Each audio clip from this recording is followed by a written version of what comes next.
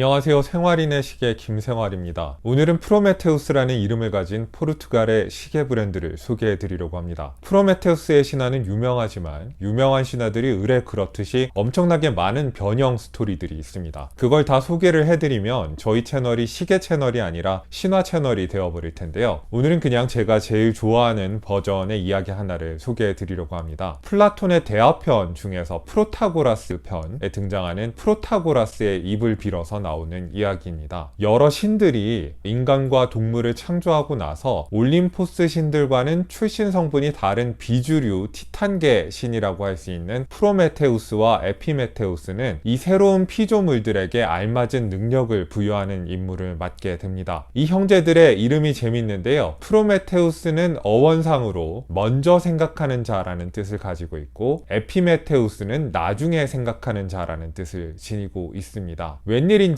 인간과 동물에게 어울리는 능력을 부여하는 임무는 형 프로메테우스가 아니라 똘똘하지 않은 동생 에피메테우스가 주로 맡아서 진행을 했나 봅니다. 일단 저질러 놓고 나중에 생각하는 자인 에피메테우스는 배급이 빵꾸 날 걸 생각을 하지 않고 여러 동물들에게 능력을 퍼줍니다. 마지막에 인간 차례가 왔는데 이미 모든 능력들을 다른 동물들한테 다 나눠줘서 인간한테 나눠줄 능력이 없게 된 상황에 처하게 된 거죠. 에피메테우스의 이러한 멍청함 때문에 인간은 험난한 자연세계에서 자기 자신을 지킬 힘도 없는 가장 나약한 벌거벗은 존재가 될 판이었습니다. 프로메테우스는 이를 두고 볼 수가 없어서 헤파이토스와 아테네로부터 불과 지혜를 훔쳐서 인간에게 선물합니다. 덕분에 인간은 단순히 생존을 위한 최소한의 힘을 넘어서는 다른 동물들을 지배하고 문명을 꾸려갈 수 있는 능력을 얻게 됩니다. 하지만 프로메테우스는 인간을 사랑해서 도둑질을 한 죄로 벌을 받게 됩니다. 여기서 프로타고라스가 처벌에 대해서 상세하게 묘사하고 있지는 않은데요. 잘 알려진 버전의 신화에서는 제우스가 불을 도둑질한 프로메테우스를 코카서스 산의 바위에다 쇠사슬로 묶어놓고 독수리로 하여금 매일 그의 간을 파먹도록 하는 형벌을 내립니다. 프로메테우스는 신이라서 죽지도 못하고 매일 독수리한테 간을 파먹힙니다. 우리나라 시인 중에서 윤동주 시인이 간이라는 제목의 시에서 프로메테우스의 이 처벌을 묘사하고 있기도 해서 이 이야기는 아마도 여러분들한테도 친숙할 거라고 생각합니다. 그리스 신화의 프로메테우스가 신들의 전유물이던 불과 지혜를 훔쳐다가 인간들에게 나눠줬다면 2008년에 설립된 마이크로 브랜드 프로메테우스는 스위스 브랜드들의 좋은 스펙을 훔쳐다가 저렴한 가격에 시계 팬들한테 나눠준 회사라고 할 수 있습니다. 프로메테우스가 먼저 생각하고 미래를 내다보는 신이었듯이 마이크로 브랜드 프로메테우스도 시계 커뮤니티의 의견을 수렴하고 투표를 통해 시계를 어떻게 만들지 결정하는 2010년대에 유행하기 시작한 마이크로 브랜드의 경영 방식을 선도적으로 만든 회사라고 할 수 있습니다. 그리스 신화에 나오는 프로메테우스는 간을 파먹히는 벌을 받지만 다행히 마이크로 브랜드 프로메테우스는 시계 팬들의 사랑을 듬뿍 받고 있습니다. 오늘 소개할 시계는 이 브랜드의 창사 10주년을 기념하는 특별한 시계입니다. 이글레이라는 별명이 붙여진 이 시계의 디자인은 프로메테우스가 지금까지 내놓은 시계들 중에서 가장 화제가 되었던 두 시계의 디자인을 합친 겁니다. 그 두 시계란 바로 오션다이버와 만타레이라는 시계인데요. 2010년에 나온 오션다이버라는 시계는 와추식이라는 시계 커뮤니티에서 디자인 공모를 해서 1위를 한 디자인을 토대로 만든 시계입니다. 요즘도 보기 쉽지는 않은 슈퍼 컴프레서 케이스에 에타 오토매틱 무브먼트를 채택한 스위스 메이드 다이버를 495불이라는 요즘도 괜찮지만 당시의 기준으로는 프로메테우스급 도둑질로 여겨지는 충격적인 가격에 내놓았습니다. 만타레이는 그보다 2년 뒤에 출시가 되는데요. 무려 1000m의 방수 성능을 가진 묵직한 다이버 시계였습니다. 신생 마이크로 브랜드가 만든 시계는 뭔가 어설프고 약하다는 편견에 정면으로 도전한 시계여서 큰 화제가 됐었습니다. 프로메테우스의 10주년 기념판인 이글레이 시계는 오션다이버의 슈퍼 컴프레서 디자인에 만타레이의 베젤과 시분 초침 디자인을 더했습니다. 거기다가 오메가의 빈티지 시마스터나 조디악의 빈티지 시울프를 연상시키는 삼각형 인덱스를 더해서 더 빈티지 분위기를 내려고 노력을 한 것 같습니다. 이 시계가 채택한 메탈줄의 디자인도 50년대에서 60년대 사이쯤에 유행했던 비드 앤 브릭 스타일의 메탈줄입니다. 이글웨이는 이렇게 여러가지 흥미로운 디자인 요소를 결합하고 베젤도 안쪽 바깥쪽 두 개에다가 거기다가 야광도 듬뿍듬뿍 넣은 시계입니다. 이런 이유로 제가 올 상반기에 출시되기를 가장 기대한 시계들 중에서 하나이기도 했는데요. 과연 제 기대가 그대로 충족이 됐을지 테이블로 자리를 옮겨서 자세히 시계를 들여다보기로 하겠습니다. 올 상반기 마이크로 브랜드들이 출시 예정작으로 걸고 있던 시계들 중에서 제가 가장 많이 기대한 시계가 바로 이 프로메테우스의 이글웨이입니다. 제가 이 세모 모양 인덱스를 엄청나게 좋아하기도 하고 이런 세모 모양 인덱스를 채택한 시계들이 그렇게 흔하진 않잖아요. 기대를 많이 했었고 세라믹 베젤을 바깥에 넣고 안쪽에는 다른 시간대를 표현할 수 있는 베젤을 하나 더 넣는다고 하니까 그런 아이디어가 굉장히 신선하게 다가와서 기대를 많이 했습니다. 근데 기대가 컸던 만큼이나 우려도 좀 있었어요. 왜냐면은 너무 많은 아이디어가 한 시계 안에 들어갔을 때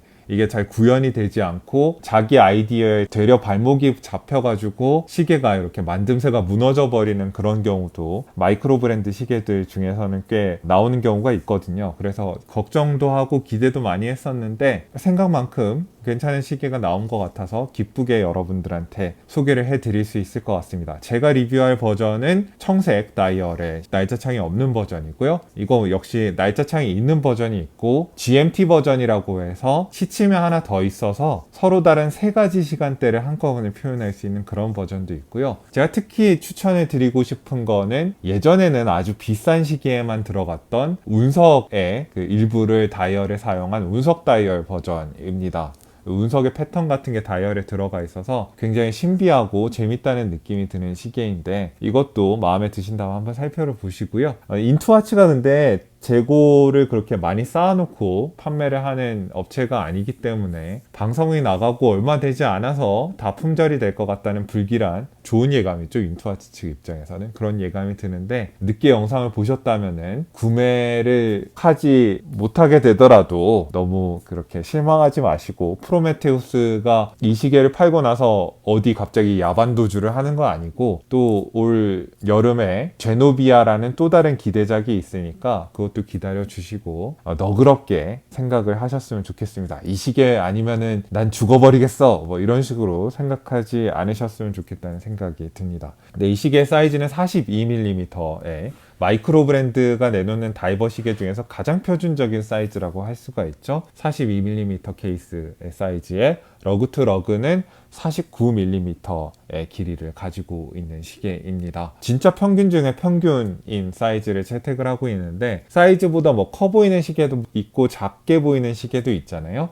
이 시계 같은 경우에는 커 보이거나 작게 보인다기보다는 제 사이즈로 보이는 그런 시계예요. 쿠션 케이스는 사실 실제 사이즈보다 크게 만드는 효과가 있는데 이 시계 같은 경우에는 베젤이 두 개나 있어가지고 다이얼이 작기 때문에 또 이거는 작아 보이게 만드는 효과가 있고 이런 그 두 가지 효과가 서로를 상쇄시켜가지고 제 사이즈대로 보이는 그런 시계입니다. 300m 방수되는 다이버 시계라서 프로메테우스가 대충 만들진 않았을 거 아니에요. 그래서 두께가 좀 있습니다. 특히 도명에 사파이어 크리스탈도 들어가고 그래가지고 두께가 14.75mm로 꽤 있는 편이고요. 무게도 묵직합니다. 메탈줄을 포함했을 때 190g으로 좀 무게가 있는 편이고요. 이제 시계줄 교체하실 때 여러분들이 확인하셔야 되는 러그의 너비도 22mm로 정말 이런 다이버 시계에서 흔하게 볼 수 있는 사이즈를 채택하고 있는 그런 시계라고 할 수가 있을 것 같아요. 물론 디자인은 통상적이지 않습니다만 사이즈만큼은 통상적인 사이즈의 그런 시계라고 얘기를 해야겠네요. 316L 스테인리스 스틸 케이스인데 정면에는 이렇게 원형의 브러쉬가 곱게 적용이 돼 있고 곱다고 해서 뭐 흐리멍텅한 건 아니고 결이 제대로 살아있는 고운 브러쉬고요. 측면에는 가로 방향의 사틴 브러쉬가 들어가 있고 브러쉬만 들어가면 지루할 테니까 모서리에 작은 면적을 이렇게 내줘가지고 여기에는 폴리시가 들어갔습니다. 그래서 어느 정도 입체감이 있고 케이스의 곡선이 굉장히 우아하고 그러면서도 빈티지 느낌도 제대로 사는 그런 쿠션 케이스라고 할 수가 있을 것 같아요. 이 쿠션 케이스에 어울리게 옛날에 많이 쓰던 여러 가지 조각으로 이루어진 메탈줄을 채택을 했어요. 그리고 여기는 브러쉬, 여기는 폴리시, 여기는 브러쉬, 여기는 폴리시 이런 식으로 다른 마감이 들어간 굉장히 복잡한 마감의 메탈줄을 여기다 매칭을 시켰는데 메탈줄에 대한 얘기는 나중에 하도록 하겠습니다. 그리고 도명 사파이어 크리스탈이 들어가 있는 있는 시계입니다. 무반사 코팅도 내부에 되어 있어서 투명도나 반사도는 굉장히 좋고요. 외부 베젤은 세라믹 베젤입니다. 세라믹은 유광 세라믹이고 광택은 너무 촌스럽게 천박하게 번쩍번쩍거리지 않고 굉장히 고급스러운 번쩍거림을 가진 유광 세라믹 베젤이고, 숫자 같은 거는 살짝 음각으로 처리가 되어 있네요. 베젤의 정면 측면에 나머지 스테인리스 스틸 부분은 폴리시 처리가 되어 있어서 반짝반짝한 세라믹 베젤이랑 어느 정도 매칭이 되도록 처리를 해놨습니다. 베젤을 돌리는 느낌은 포인 엣지에 비해서 듬성듬성하게 홈이 파여 있는 이 엣지에 베젤은 그립감이 그렇게까지 좋지는 않습니다.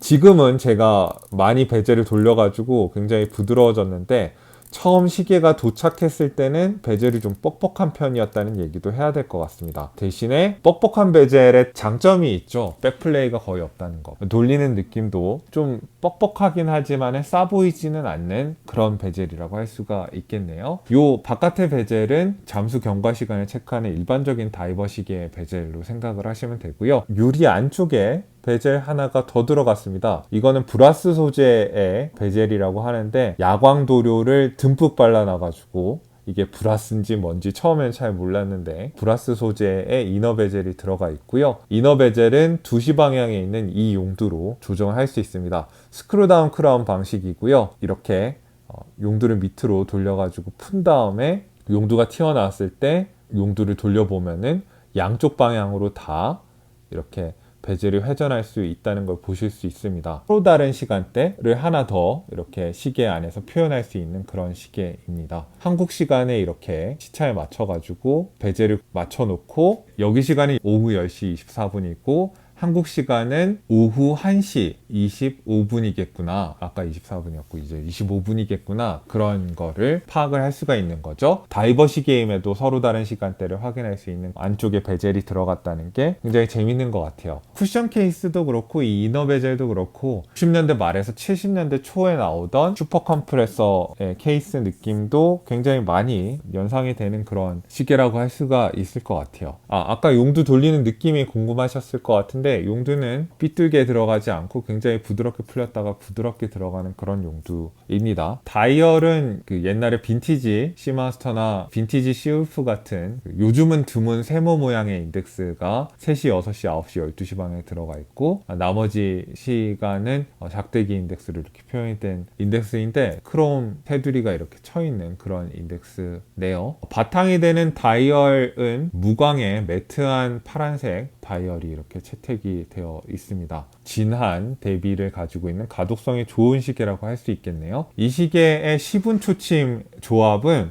만타레이의 시분 초침에서 가지고 온 것 같아요. 그런데 만타레이 같은 투라치에 이렇게 단정한 시분 초침을 넣는 것보다 이글웨이처럼 단정하게 생긴 시계에 얇은 시분 초침을 넣는 게 훨씬 더 좋은 생각인 것 같다는 생각이 듭니다. 다이버 시계치고는 굉장히 얇은 시분침이고요. 은색의 시분침이고 가운데에 야광도료가 들어가 있는 일반적인 형태의 시분침이고, 초침은 동그란 팁 같은 게 들어가 있는데 팁 부분에 오렌지색의 색칠이 되어 있는 게 재밌는 시계입니다. 이 시계의 무브먼트는 에타 2824-2라고 해서 여러분들이 스위스의 입문용 다이버 시계들에서 굉장히 많이 보게 될 그 무브먼트가 채택이 되어 있습니다. 이미 저희 채널에 여러 번 등장했던 무브먼트이기 때문에 저 자신을 반복하는 느낌이 드는데, 28,800회 1시간에 진동하는 고진동 무브먼트고요. 1초에 8번 초침이 움직이는 굉장히 부드러운 초침 움직임을 보여주는 무브먼트입니다.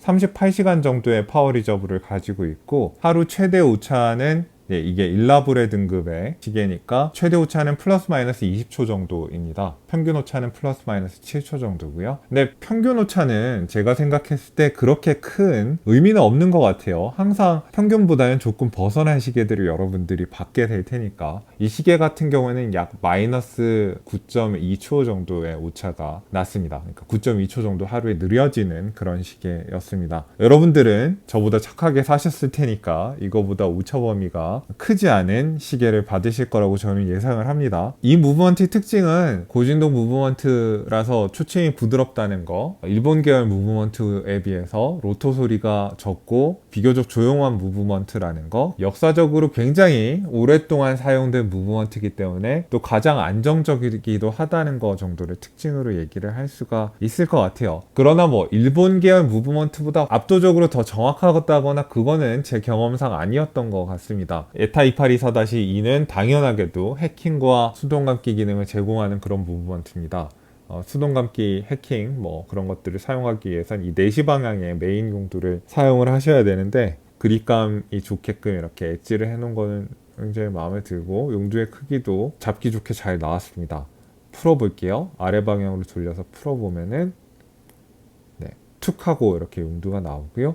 이 상태에서 용두를 위로 돌리면 수동 감기가 되고요. 이거는 날짜 창이 없는 시계지만은 에타 2824는 날짜 기능이 있는 무브먼트잖아요. 그래서 용두를 반쯤 뽑았을 때 날짜창이 이렇게 돌아가는 소리는 나고요. 그렇지만은 뭐 다이얼이 다 덮고 있기 때문에 그걸 볼 수는 없고, 이제 용두를 완전히 뽑았을 때 초침이 멈추죠. 해킹 기능이 있고, 용두를 돌려가지고 아래 방향으로 돌리면서 시간을 맞출 수가 있습니다. 시간이 다 맞췄다 싶으면은 용두를 이렇게 안쪽으로 누르면서 위로 돌리면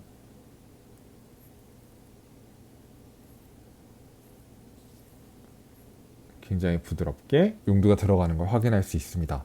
케이스의 만듦새나 용두의 느낌 같은 거는 굉장히 좋은 편입니다. 실망하지 않으실 것 같다는 생각이 들고요. 이 시계의 가장 큰 장점 중에 하나가 야광입니다. 야광 하나는 정말 끝내주게 들어갔습니다. 베젤은 안쪽이든 바깥쪽이든 다 환하게 이렇게 야광이 들어가 있고, 다이얼의 인덱스 같은 것도 밝게 야광이 들어가 있고, 시분 초침이 얇아가지고 이게 야광이 제대로 나올까 걱정을 했는데 시분 초침에도 도료를 듬뿍 발랐는지 전부 다 약간만 빛만 쬐면은 이렇게 어두운 곳에 갔을 때 이글이글 거리는 굉장히 밝은 야광이 나옵니다. 야광은 기대하셔도 좋겠다는 말씀을 드릴 수 있을 것 같고, 500m의 방수 성능을 목표로 굉장히 두툼하고 무거운 케이스를 설계를 했는데, 실제 방수 테스트에 들어가 보니까 이 2시 방향의 용두가 생각보다 빨리 마모가 되는 현상이 관찰이 돼서 부랴부랴 방수 성능의 그 공식 스펙을 300m로 수정을 했습니다. 그래서 이 다이얼 밑에 보시면은 300m라고 표시가 되어 있죠. 그러나 이게 갑자기 수정이 되다 보니까 케이스백의 스펙을 수정할 시간은 없었는지 500m 방수 성능이라고 표현이 되어 있죠.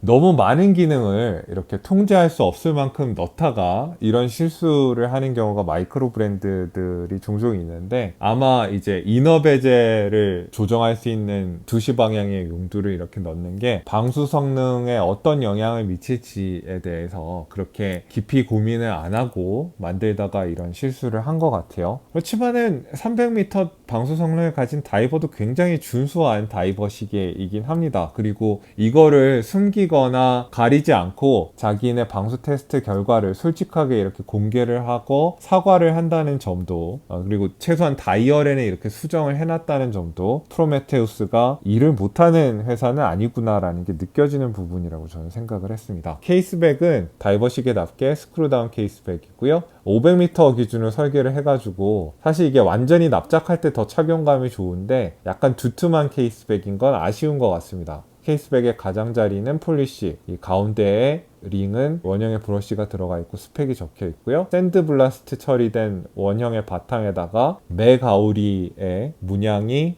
나름대로 정교하게 들어가 있습니다. 네, 이 시계의 메탈줄은 아까도 말씀드렸듯이 50년대와 60년대에 유행하던 굉장히 여러 조각이 들어간 메탈줄인데, 요즘 유행하는 착용감이 좋은 어느 방향으로나 완전히 다 접히는 이런 얇고 부드러운 메탈줄이라고 할 수 있어요. 흐물흐물한 그런 메탈줄이고, 브러쉬 폴리시가 교차로 들어가 있는데 브러쉬 폴리시의 상태는 굉장히 좋습니다. 솔리드 엔드링크가 채택이 돼서 미세하지만은 약간 유격이 있긴 합니다. 아주 딱 맞지는 않아요. 그건 좀 아쉽고, 이제 클래스프는 그냥 굉장히 탄탄하고 이중 잠금은 아니지만은 이렇게 잘 잠기고, 가운데 멋진 사틴 브러쉬와 프로메테우스 로고가 들어가 있죠. 이것도 좋은 점이 다이버시 익스텐션이 들어가 있습니다. 그래서 이렇게 잠수복위에 착용할 때는 이렇게 늘려서 착용할 수 있게끔 다이버시 익스텐션이 들어가 있어요. 근데 요 마이크로 어저스트먼트 구멍은 사실 실제 기능이 있다기보다는 그냥 디자인 요소라고 해요. 실제 작동하진 않습니다. 조각을 빼면서 사이즈를 맞추다가 좀 더 미세하게 사이즈를 맞추고 싶을 때는 다이버시 익스텐션을 사용하셔야 되고, 이 마이크로 어저스트먼트는 기능이 없는데 이건 좀 아쉬운 것 같아요. 아무튼 착용감은 굉장히 좋은데, 아쉬운 점은 여기 직사각형의 끝부분이 조금 더 매끄럽게 처리가 됐으면 좋지 않았을까. 날카로운 정도까지는 아닌데 약간 꺼끌꺼끌한 느낌이 클래스프의 끝부분에 있는 게 조금 아쉬운 것 같아요. 그리고 사실 처음에 이 메탈줄이 도착했을 때 저는 다이버 시계가 번쩍번쩍 거리는 거 진짜 싫어하거든요. 그래서 너무 마음에 안 들어가서 여러 가지 줄로 교체를 해봤었는데, 그래도 리뷰를 해야 되니까 이 메탈줄로 며칠 살아봤거든요. 시계가 빈티지 느낌이 있는 그런 디자인이라서 그런 디자인에 잘 어울리는 메탈줄이기 때문에 차면서 좀 적응하다 보니까 심미적으로도 나쁘지 않은 그런 메탈줄이라는 인상을 받았습니다. 7인치 정도가 되는 제 손목에 착용을 했을 때 이글웨이 시계의 느낌은 이렇고요. 메탈줄이 이렇게 물 흐르듯이 부드럽게 제 손목 위에 이렇게 떨어져서 착용감이 좋다는 거, 이런 걸 말씀을 드릴 수 있고, 두께는 좀 있지만은 그래도 케이스의 측면 부분이 곡선으로 이렇게 생겨가지고 두껍다는 느낌은 들지 않고, 말씀드렸지만 케이스백이 조금 더 납작하게 설계가 됐다면은 더 착용감이 좋았을 텐데 라는 생각은 들지만은, 그래도 뭐 300m 방수시계고 이렇게 무게가 있는 시계인 걸 감안했을 때 착용감은 좋은 편이라고 얘기를 해야 되겠습니다. 네, 이 시계는 70만원 정도의 가격에 굉장히 많은 기능들과 뭐 세라믹 베젤과 준수한 야광이라던가 여러 가지 기능들을 추가를 해서 정말 아낌없이 스펙을 넣었습니다. 그래서 사실 70만원이라는 돈에 비해서 뭐 돈 아깝다는 생각은 들지 않는 그런 시계라고 할 수 있고요. 얼마 전에 리뷰한 스코알레 1545 같은 그 역사가 오래된 회사처럼 모든 부분이 다 무난하게 잘 마감이 된 그런 시계는 아닙니다만은, 마이크로 브랜드 딴에는 엄청나게 노력을 해가지고 가격대를 넘어서는 스펙과 만듦새를 동시에 제공하려고 노력을 한 그런 제품이라는 건 분명히 느낄 수 있었던 시계인 것 같습니다. 그러면 마지막으로 야외 착용샷을 보내드리고 오늘 방송을 마치도록 하겠습니다.